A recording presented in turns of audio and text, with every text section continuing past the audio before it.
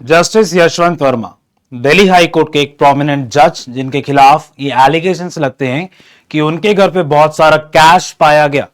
क्या यह सच है, क्या यह साजिश है, इस वीडियो के अंदर एग्जामिन करेंगे। साथ साथ ये भी देखेंगे कि आप एक्चुअली में क्या एक सुप्रीम कोर्ट या हाई कोर्ट के जज को रिमूव कर सकते हैं।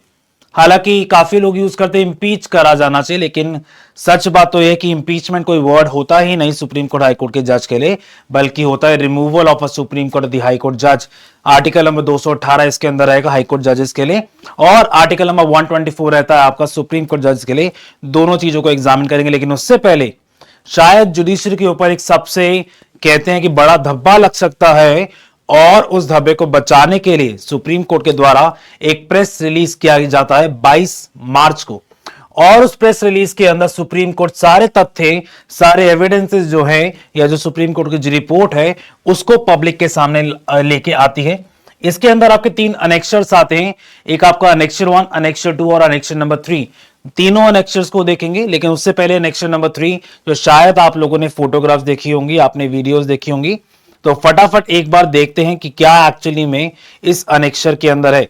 जैसे आप ये देखोगे तो ये आपकी वीडियो है, ये आपकी वीडियो है।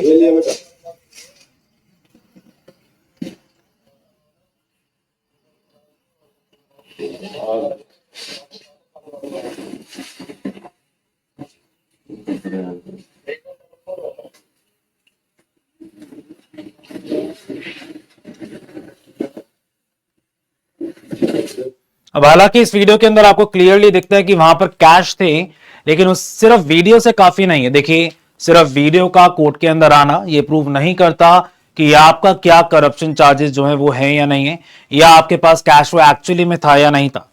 काफी सारे फैक्ट्स इसके अंदर ऐसे हैं जो शायद कॉन्ट्राडिक्टरी फैक्ट्स हैं, या काफी सारे फैक्ट्स ऐसे हैं जो आपके या तो गिल्ट को प्रूव करेंगे या डिसप्रूव करेंगे। उसके लिए आपको चलना पड़ेगा सबसे पहले अनेक्शर 1 और अनेक्शर नंबर 2 से। अब इसके अंदर आपके दिल्ली हाई कोर्ट के चीफ जस्टिस भी इन्वॉल्व हैं। इसके अंदर दिल्ली हाई कोर्ट के जज का जो रिस्पॉन्स है, रिप्लाई है, वो भी आपको इसके अंदर देखने को मिल जाएगा। सबसे पहले चलते हैं अनेक्शर नंबर 1, जो कि आपकी रिपोर्ट है 21 मार्च 2025 की। अब इस रिपोर्ट के अंदर आपको इस इंसिडेंट के बारे में जो एक्चुअल फैक्ट्स हैं वो देखने को मिल जाएंगे। शायद ये फैक्ट्स आप लोगों को शायद नहीं दिखाए जाते, या आप लोग ये एक्सेस नहीं करते, पूरी तरीके से नहीं पढ़ते, लेकिन यहां पर एग्जैक्टली लिखा हुआ है कि क्या एक्चुअली में होता है। ये ब्लैक मार्किंग इसलिए क्योंकि ये ऐसी इंफॉर्मेशन, ऐसी सेंसिटिव इंफॉर्मेशन है जो जनरल पब्लिक को शायद डिस्क्लोज नहीं करनी, लेकिन बाकी इंफॉर्मेशन, बाकी रिपोर्ट जो है आप इसके अंदर से पढ़ सकते। जैसा आपका लिखा हुआ है 15 मार्च 2025, 15 मार्च 2025, जब ये एक्चुअली में chief justice of high court के द्वारा रिप्रेजेंटेशन किया हुआ है किसको, चीफ जस्टिस ऑफ इंडिया को।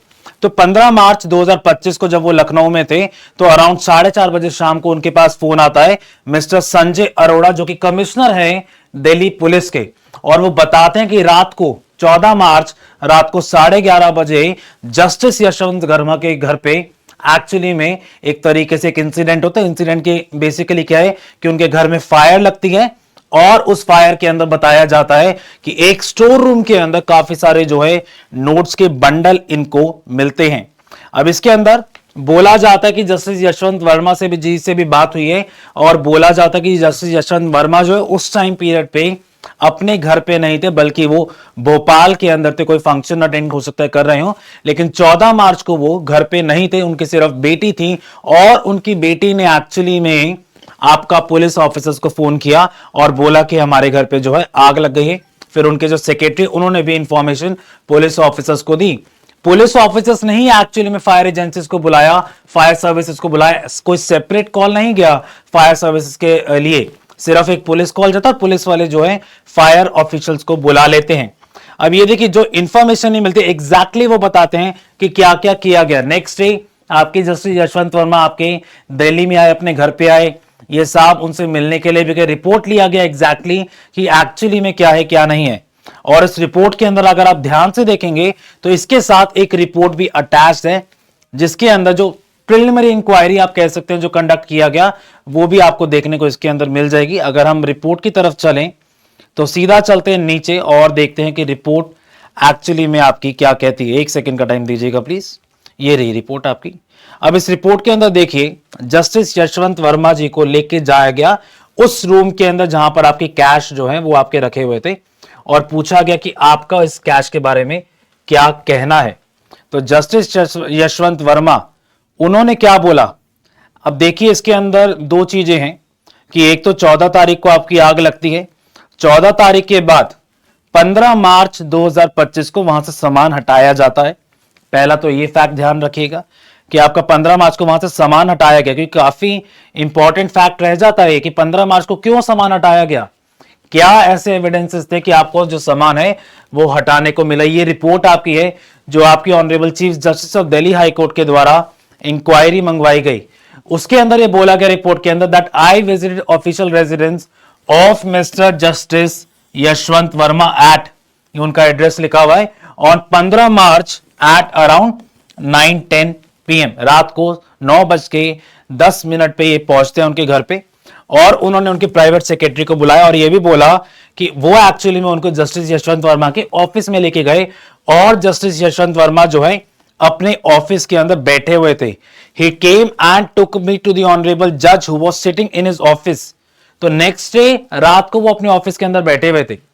नेक्स्ट डे से पहले पहले ये बोला जाता है कि जस्टिस यशवंत वर्मा जी जो हैं वो आपके दिल्ली के अंदर ही नहीं थे, मतलब जिस टाइम पे इंसिडेंट हुआ उस टाइम पे वो दिल्ली के अंदर नहीं थे, लेकिन नेक्स्ट डे वो ऑफ कोर्स अपने ऑफिस के अंदर बैठे हुए थे। अब इसमें बताया गया प्राइवेट सेक्रेटरी के द्वारा कि आपका जो रूम है that was being used as a store room to keep useless articles, बेकार का जो सामान होता है सिर्फ वो एक तरीके से स्टोर करने के लिए वो इस्तेमाल किया जाता था, और आप कहते हैं it remain accessible to all. देखिए प्राइवेट सेक्रेटरी के द्वारा बोला गया कि ये जो रूम है या जो स्टोर रूम है वो सभी के द्वारा एक्सेसिबल होता था और ये लॉक नहीं किया जाता था।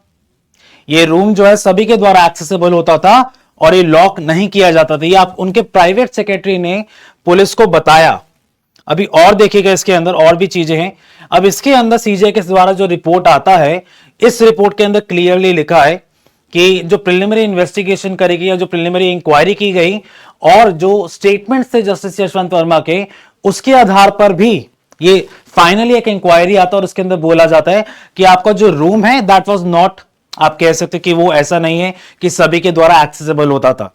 तो जो घर के जो लोग हैं, जो घर का जो स्टाफ है, वो उस रूम को एक्सेस कर सकते थे, बाकी कोई बाहर का जो व्यक्ति है वो उस रूम को एक्सेस नहीं कर सकता था। वो रूम जो है लॉक रहता था। मतलब क्या कि दोनों के द्वारा कॉन्ट्राडिक्टरी स्टेटमेंट्स आपके इसके अंदर आ रहे हैं। पहले जस्टिस यशवंत वर्मा जी कहते हैं कि आपका जो रूम है वो लॉक नहीं रहता था, ओपन रहता था, और बाकी लोग कहते हैं कि या जो रिपोर्ट है वो कहती है कि नहीं नहीं आपका जो रूम है वो लॉक रहता था, आप सिर्फ कुछ ही लोग जो है उस रूम को एक्सेसिबल कर सकते थे। अब इस रिपोर्ट के बाद एक्चुअली में जस्टिस यशवंत वर्मा से भी एक्चुअली में आपका जवाब मांगा गया कि आपको क्या कहना है। हालांकि मैं कह सकता हूं इंसिडेंट के बारे में आप लोगों को ऑलरेडी नॉलेज होगी, लेकिन जस्टिस यशवंत वर्मा ने एक्चुअली में क्या इसके अंदर अपना बयान दिया, जो कि शायद इंपॉर्टेंट रहता है आपके लिए जानना कि क्या एक्चुअली में उनका बयान था। तो उसमें उन्होंने देखिए क्या चीजें बोली, मैं आपको बताता हूं ध्यान से। इसके अंदर उनका जो बयान है वो इसी पेज के ऊपर ही यहां पर आपका है। यहां पर ध्यान से देखिए, आपका लिखा हुआ है द रूम इज अनलॉक्ड।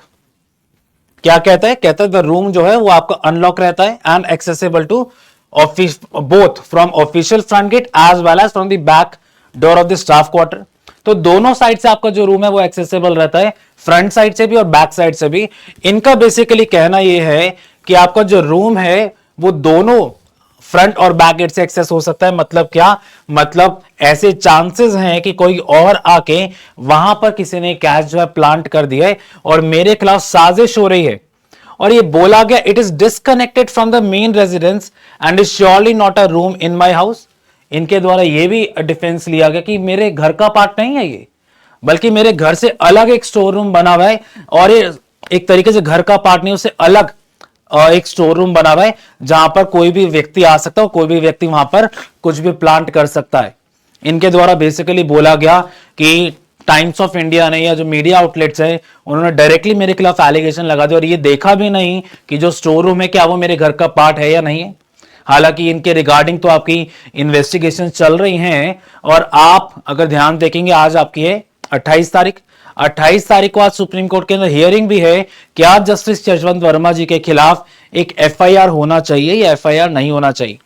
उसके अलावा ये बोलते हैं कि ये उस टाइम पे दिल्ली के अंदर नहीं थे, जैसा मैंने आपको बताया, और मध्य प्रदेश ट्रैवल करते, उनकी सिर्फ एक डॉटर थी और मदर जो कि घर पे थी उस टाइम पे, और कोई भी घर पे नहीं था। तो बेसिक आपका इनका डिफेंस ये कह सकते हो कि घर जो है या जो स्टोर रूम है किसी के द्वारा भी एक्सेसिबल किया जा सकता था। उस स्टोर रूम में कुछ भी नहीं पड़ा था हमारी नॉलेज के अंदर, मेरी सिर्फ बेटी थी, मेरी मां घर पे थी, हम घर पे नहीं थे, और किसी और ने आके इसको प्लांट कर दिया और उनको फंसाए जाने की जो साजिश है या कोशिश जो है की जा रही है। ये आपका इनका बेसिकली एक तरीके से आप कह सकते हैं कि इनका इसके अंदर जवाब दिया गया। उसके अलावा मीडिया को भी अलेज करते हैं कि मीडिया भी मिली हुई है इसके अंदर, और मीडिया भी एक्चुअली में इनके खिलाफ साजिश करे किसी के साथ मिलके, और बोला गया कि इनको सिर्फ फंसाए जाने की कोशिश करी जा रही है। और बोला गया कि इनका जो आप कह सकते हैं कि काफी समय से जो ये जुडिशियल प्रैक्टिस अपनी करते हैं, तो काफी समय से लॉन्ग स्टैंडिंग इनकी है, और लॉन्ग स्टैंडिंग जो इनके ऊपर कोई भी आज तक करप्शन के जो चार्जेस है वो नहीं लगी। तो एक तरीके से गुड बिहेवियर ही दिखाना चाहते हैं, अपनी इमेज अच्छी जो है वो शो करना चाहते हैं। और ये बोलते भी हैं कि हमने हमेशा ही कोऑपरेट किया है, हमने खुद पुलिस को बुलाया, हमने खुद आपके हर जवाब का रिस्पॉन्स किया। ऐसा नहीं है कि हमने कोई भागने की कोशिश करी, हाँ, लेकिन इन्होंने ये चीज देखी, उस बात का जवाब जो है कि 15 मार्च को कुछ सामान जो हटाया गया उसके रिगार्डिंग उन्होंने बोला कि नहीं नहीं वो बेसिक सामान ही था, ऐसा कुछ खास नहीं था। अब जो 15 मार्च को किया गया that is the main allegation, क्या वो कैश था या क्या वो कैश नहीं था। उसके अलावा वीडियो के रिगार्डिंग इनसे जवाब मांगे गए कि वीडियो आपके खिलाफ सर्कुलेट जो की गई है या सुप्रीम कोर्ट की रिपोर्ट के अंदर भी वीडियो है, उसके लिए आपका क्या कहना है। उसके लिए कहते हैं कि सर वीडियो तो मतलब ऐसा हो सकता है कि मुझे फ्रेम करने के लिए बनाई जा रही है, लेकिन आप अगर रिपोर्ट देखेंगे बाकी सबकी तो उसके अंदर आपका लिखे कि कोई भी कैश या आर्टिकल ऐसा कुछ बरामद नहीं है, कोई भी सीजर आपका नहीं हुआ इस कैश का। देखिए एक किसी भी अगर मैं कहता हूं किसी चोर को अगर हमें पकड़ना है, सिर्फ एक normal example, not commenting about justice Yashwant Verma, अगर हमें किसी को भी पकड़ना है तो हमें, अगर हम चोर को पकड़ते हैं तो हम बेसिकली क्या देखते हैं, क्या उसके पास कोई प्रॉपर्टी मिली है या नहीं मिली। तो बेसिकली ये कहते हैं मेरे पास जब कोई प्रॉपर्टी ही नहीं है तो क्या क्या या कोई सीजर ही नहीं हुआ तो क्या मेरे खिलाफ एलिगेशन जो सस्टेनेबल है या नहीं। अब वीडियो तो सामने है, क्या वीडियो यहां का है या नहीं, उस वीडियो की क्या रिलायबिलिटी है या नहीं, उसको भी चेक करना पड़ेगा। लेकिन दूसरी तरफ यह भी नहीं भूला जा सकता कि जो इंसिडेंट्स हुए कि आप घर पे नहीं थे, घर पे आग लग जाती है, आग किस तरीके से लगी वो भी एग्जामिन करना पड़ेगा। क्या वीडियो जेन्युइन है या नहीं वो भी एग्जामिन करना पड़ेगा। क्या इंक्वायरी होनी चाहिए। जो रिपोर्ट आपकी 21 मार्च को आई उसके अंदर स्पेसिफिकली लिखा हुआ है it requires further proof. Further proof का मतलब है फर्दर इन्वेस्टिगेशन आपको इस केस के अंदर चाहिए। अभी कमेंट करना शायद as a student of law शायद ठीक नहीं होगा कि क्या हुआ क्या नहीं हुआ, लेकिन यह बात तो साफ है कि जो एलिगेशन है काफी सीरियस एलिगेशन है। यह बात तो साफ है कि जो फैक्ट्स हमें बताए जा रहे हैं they are very portrayal of the fact कि आपका प्राइमा फेसाई जो है कुछ ना कुछ गलत हुआ होगा, यह हो सकता है। हाँ, हालांकि हमें वेट करना पड़ेगा इन्वेस्टिगेशन का, किस तरीके से आपकी जो इन्वेस्टिगेशन है वो चल सकती है, किस तरीके से आपकी इन्वेस्टिगेशन नहीं चल सकती। उसके अलावा अगर मैं बात करूं किस तरीके से आप किसी सुप्रीम कोर्ट के जज का या हाई कोर्ट के जज का रिमूवल कर सकते हैं, तो उसके रिगार्डिंग आपका जो आर्टिकल्स आपके मैंने आपको बताया, एक तो आपका आर्टिकल नंबर 124 है with respect to the Supreme Court जज, और आपका आर्टिकल नंबर 218 रहेगा with respect to the High Court जज। अगर मैं बात करूं प्रोसीजर ऑफ रिमूवल की, किस तरीके से आप रिमूव कर सकते हैं, तो एक ग्राउंड जो आपका रहता है that you are guilty of proved misbehaviour या incapacity. If you're guilty of proved misbehavior, then you can be removed as a Supreme Court judge. अब ये जो आपका एक्ट है, whether it will amount to proved misbehavior or not, अगर आपका corruption prove हो जाता है, अगर ये प्रूव हो जाता है कि उनके घर पे उनके द्वारा कैश स्टोर किया गया था, then it will be an act of proved misbehavior और उनका रिमूवल किया जा सकता है। हालांकि ये जो रिमूवल का जो प्रोसीजर है वो काफी लंबा होता है और आज तक किसी को भी नो जज of a high court has been impeached so far. एक बार कोशिश की गई थी लेकिन उन्होंने खुद एक तरीके से रिजाइन दे दिया था। तो मान लीजिए कि इंपीचमेंट का जो प्रोसेस है काफी लंबा है, बार बार ये आता है, लोगों के द्वारा मांग आती है कि आपका जो इंपीचमेंट का प्रोसेस है वो शॉर्ट होना चाहिए, जल्दी फैसला होना चाहिए। हाँ, सुप्रीम कोर्ट के द्वारा एक बात तो कमेंडेबल है, कह सकते हो कि जिस तरीके से शायद पीछे छुपाने की बात करी जा रही थी कि आप इलाहाबाद हाई कोर्ट में उन जज साहब का ट्रांसफर कर रहे थे, और इलाहाबाद हाई कोर्ट से भी एक्चुअली में प्रोटेस्ट आते हैं। प्रोटेस्ट आता है कि नहीं नहीं, हाँ ऐसा थोड़ा ना कि इलाहाबाद हाई कोर्ट कोई कचरे का डब्बा है, कोई डस्टबिन है कि आप किसी को भी उठा के यहाँ फेंक दोगे, ये प्रोटेस्ट में बोला जाता है। काफी एलिगेशंस वहां भी लगते हैं। तो supreme court, one thing the Supreme Court has done which is commendable, that is releasing all the reports before the general public। सारी रिपोर्ट जो है जनरल पब्लिक में डाल दी गई कि जनरल पब्लिक जो है वो डिसाइड कर सकती है। अगर सच है, अगर प्रूव हो जाता है जस्टिस यशवंत वर्मा जी ने ही ये एलिगेशंस उनके खिलाफ प्रूव हो जाते हैं, then it is a very serious issue which needs to be addressed. और जुडिशरी के ऊपर ये प्रेशर तो है ही, लेकिन अगर साजिश है, दूसरी साइड भी चलते हैं, हम सिर्फ एक साइड क्यों देखें। अगर साजिश कहीं हद तक प्रूव हो जाती है तो उन केस के अंदर आप कह सकते हैं कि जुडिशियल इंडिपेंडेंस भी खतरे में हो सकती है। तो इसी नोट के साथ हम खत्म करेंगे, और आज का फैसला जो भी होगा कि एफआईआर होनी चाहिए या नहीं होनी चाहिए, जो कि लग रहा है 99% जो केस आपका लग रहा है कि एफआईआर आपकी होगी, और आपका प्रॉपर इन्वेस्टिगेशन इस केस के अंदर किया जाएगा। देखते हैं कि क्या डिसीजन आएगा, और वो डिसीजन भी आप लोगों को मेरे साथ बताया जाएगा। Good bye.